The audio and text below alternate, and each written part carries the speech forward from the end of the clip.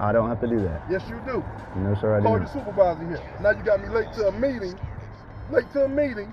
My son can get his awards right now, and you just pulled me over for nothing. Is he out of the car yelling at you right now? He is. I'm not impersonating the office. I'm not impersonating the office. Son, is your badge and information. He is. Hurry up, man. On February 6, 2025, a Henry County police officer initiated a traffic stop that would later spark statewide controversy. The driver? Lieutenant Derek McClendon, a supervisor with the Clayton County Schools Police Department, responsible for overseeing school resource officers. What started as a routine traffic stop would soon go on to raise serious questions about professionalism, authority, and accountability. Waiting for it to explore.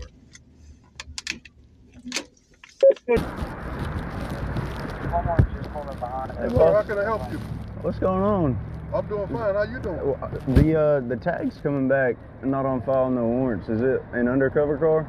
During the stop, Officer Adams informs Lieutenant Derek McClendon that the vehicle's tag is not returning properly in the system, describing it as not on file and not associated with any warrants.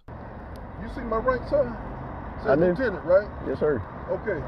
Now listen to the way you're talking to me. Now, slow down. I was just trying to see Tell me the reason why you pulled me over. the reason. What legal reason why did you pull me over? As the interaction continues, Lieutenant McClendon points out that he is a lieutenant and appears to take issue with the tone of the stop, telling Officer Adams that he should be mindful of how he speaks to him. The reason for the stop is for unregistered motor vehicle. Did I violate any traffic? You I'm actually a did. little upset right now because you pulled me The- over and it's embarrassing. Okay, the reason for the stop is Let me get your name for and the- badge number and your supervisor. Officer Adams. Write it down, put it on the call. The lieutenant then requests Officer Adams to write his name and badge number. Officer Adams responds that he does not have to do that. I don't have to do that. Yes, you do. No, sir, I Call your didn't. supervisor here. Now you got me late to a meeting. Late to a meeting. My son can get his awards right now, and you just pulled me over for nothing. Okay, it's also showing that you 33 years of law enforcement, you just pulled me over for nothing. Okay. You see these blue lights. You think somebody just riding around with blue lights on? As the stop continues, Lieutenant McClendon requests to speak with a supervisor. He also explains that he is running late for his son's award ceremony, suggesting that the stop is causing a personal hardship. It happens all the time. No, it don't. Yes, it does. I'm not impersonating the office. I'm not impersonating the office. Okay. All right, I'll get on the phone with my I supervisor. want to complain. Put your attorney on phone. Hey, Hey, Sarge. what you got? So I got this tag. I guess the driver is a lieutenant for Clayton County, I guess. Unmarked car. Driving around with his blue lights on. And he was wanting me to get you on the phone. Wait, what's up? So the tag's coming back, not on file, no warrants. And I stopped the car for having the blue lights. In the state of Georgia, blue emergency lights are not cosmetic or decorative. They are tightly controlled symbols of state authority, and the law regulating them is very specific. Under OCGA Section 40-8-90, Georgia law states, "It shall be unlawful for any person to operate a motor vehicle equipped with flashing or revolving blue lights unless such vehicle is owned or leased by a federal, state, or local law enforcement agency, and the use of such lights has been approved by the appropriate agency." Meaning, if you're not operating a vehicle owned or leased by a recognized law enforcement agency, you cannot legally drive with flashing blue lights. Under OCGA Section 40-8-92, Georgia law addresses permits for blue lights. This section creates an important distinction between marked law enforcement vehicles and unmarked law enforcement vehicles. Marked patrol vehicles, the clearly identifiable police cars, are generally authorized to use blue lights without obtaining a separate permit. However, unmarked law enforcement vehicles must obtain a permit in order to lawfully use blue emergency lights. Okay, sir. I gotta get to my baby's autistic award. You got me late. I'm gonna sue somebody in a minute. That's how mad I am. Right. My son is autistic. Do you want to speak on it? I'm missing his graduation. You All pulled right. me over for nothing. Hurry Okay. up, man. He's getting pretty agitated. Is he out of the car yelling at you right now? He is. This thing never happened. Give me this badge. Can you get back in your car, sir? That's all I want. No. I stopped you for a lawful reason. All I need, son, is your badge and information. I can give that to you if you get back in your car. In the morning. I have stopped you on a traffic to my son's artistic graduation. This only happens get once back in in a the lifetime. car. No, I'm not. What Get you back gonna in do? the car. I'm not trying to put no hands on anybody. No, you're not gonna put hands on me. Okay, get back in your car, please. I'm not. I'm gonna pull out. That's what I'm gonna do. No, I'm you're already not. late. I have to For get my out registration? of Clayton County. Yes, sir, please. Okay. But give me your information. It's taking you a long time to do I will that. write it down for you. Hurry up. Hurry up. Can the lieutenant leave during a traffic stop? No. Once a lawful stop has been initiated, the driver is temporarily detained. Under the Fourth Amendment, this is considered a lawful seizure, provided the stop was supported by reasonable suspicion. Attempting to pull off before the stop is complete could escalate the encounter, lead to additional charges, potentially be interpreted as obstruction under Georgia law. Now, can an officer order a driver to remain in the vehicle? Yes. Under Pennsylvania v. Mims, 1977, an officer may order a driver out of a vehicle during a lawful traffic stop for officer safety.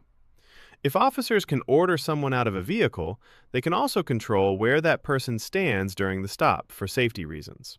So if the officer told the lieutenant to return to his vehicle or move out of the roadway, that is generally lawful under officer safety principles.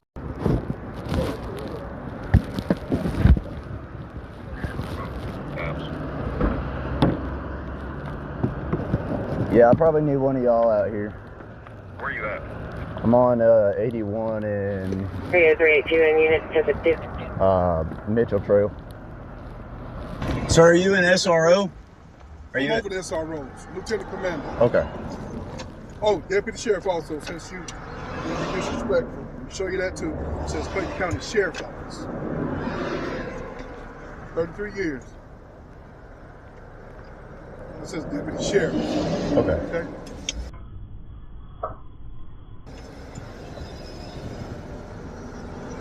Take them 8 years, SWAT team 7 years. What else you want? My You don't understand. my biggest supervisor's student coming when out I here. graduated, autistic nonverbal. You just made me miss it. That's what you just did. You could have told me, have a nice day. Now, was the lieutenant asserting his rights, or was he attempting to override the authority of the stop? Being a law enforcement officer does not automatically exempt someone from a traffic stop. In fact, off-duty or out-of-jurisdiction officers are generally treated the same as any other motorist unless they are actively performing official duties. That's what you should have said. You saw my credentials. I would. Have a nice day. Officer Adams and Lieutenant Derek McClendon are both law enforcement, but their authority operates in different ways. Officer Adams is a Henry County police officer. His authority is territorial. It applies to Henry County and any lawful duties within that jurisdiction. Lieutenant McClendon is a Clayton County School Police Lieutenant and a deputy with the Clayton County Sheriff's Office. His primary authority is limited to school property and official duties, or within his county for law enforcement activities. Rank matters within an agency. A lieutenant outranks a patrol officer in the same department, but it does not carry over across agencies. In other words, McClendon's rank does not give him authority over Adams during a traffic stop in Henry County. The Constitution and Georgia law recognize jurisdiction over title. Authority is not about who is higher ranking, it is about who has lawful control over the area and situation. So while both men are officers, during this stop, Officer Adams is the lawful authority. His jurisdiction and the objective reason for the stop give him control, not McClendon's title. I wish I could have, but I have to investigate. I have to You investigate. got my phone number and called me. I could have sent that to you. I have to investigate potential. No. That Impersonators. That's what it's about. That is not at all what it It's is okay. about. This your I didn't last even name. see what color You you got my were. stuff? During the stop, Lieutenant McClendon makes a startling claim. He asserts that the reason he was pulled over is because he is black. Officer Adams responds calmly, explaining that the stop was based on objective concerns, specifically that the vehicle's tags were not returning in the system.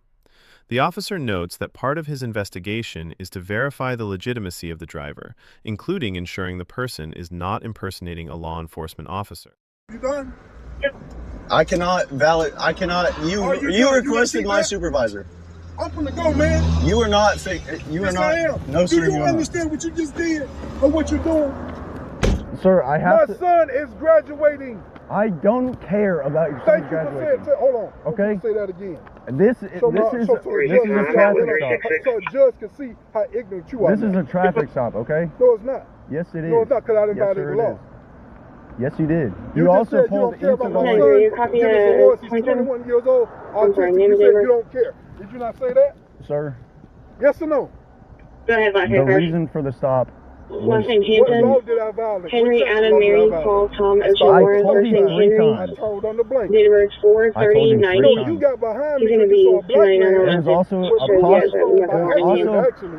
It's also a possible impersonator. Impersonating what? And blue How am light. I impersonating If the I officer? can't, if I cannot. Under the Fourth Amendment, a traffic stop must be supported by reasonable suspicion or probable cause. Even if a driver claims bias, the legality of the stop depends on objective facts, not the driver's perception. The Supreme Court held that subjective motivation of the officer is irrelevant, so long as there is an objective traffic violation or lawful reason for the stop. How am I impersonating the officer? I cannot see You your. didn't Show me even ask for my anyone. credentials. I cannot see your uniform. Sir, can we just step over here out of the roadway? I don't want you in the roadway. That's not safe.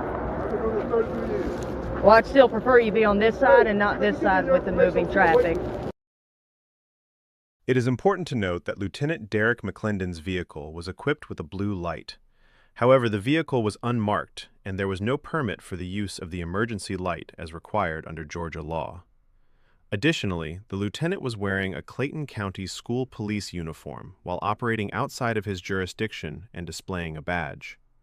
Taken together, these facts provided Officer Adams with reasonable suspicion to detain Lieutenant McClendon and investigate whether he was lawfully acting as a police officer. Yes. What's going on?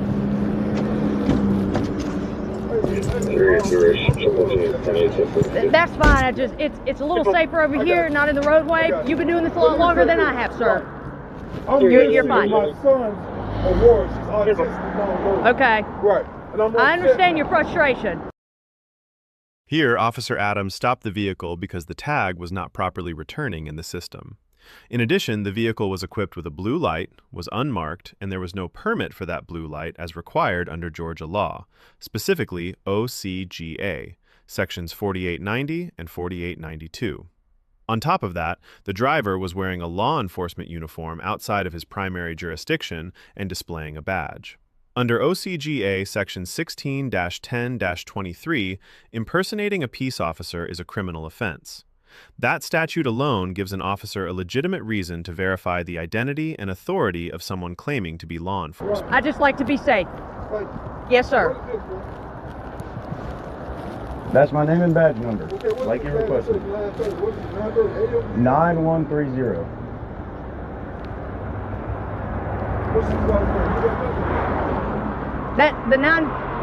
The 4-digit number is his badge number. The 4-digit number is his badge number. What's your supervisor's name?